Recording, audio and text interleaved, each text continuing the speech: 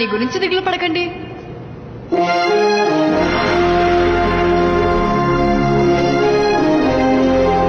నేనున్నాను కదా బాబాయ్ గారు.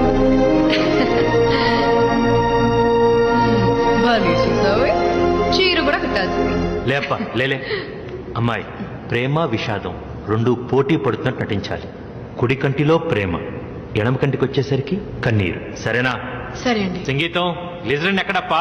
అది బాటిల్ పగిలిపోయింది సార్. బుద్ధుందా? బాటిల్ పగిలిపోవటం ఏంటి?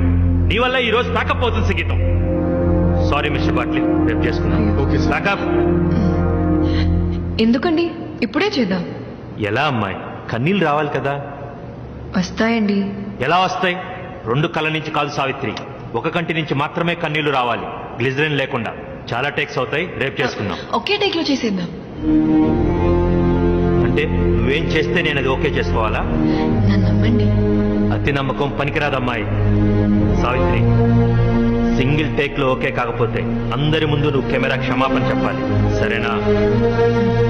అలాగేనండి. రెండు కళ్ళ నుంచి కాదమ్మాయి, ఒక కంటి నుంచి మాత్రమే కొన్ని కన్నీటి బొట్లు రావాలి. ఎన్ని కన్నీటి బొట్లు?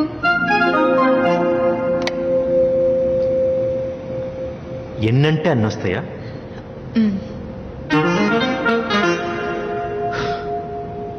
సరే, రెండు.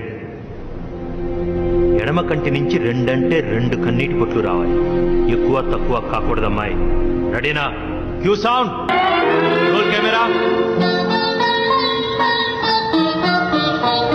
యాక్షన్.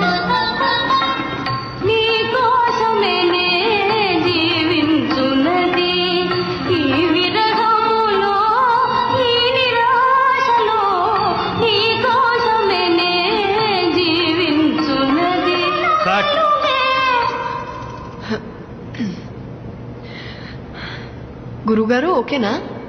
లేక ఇంకొకటి చేద్దామా?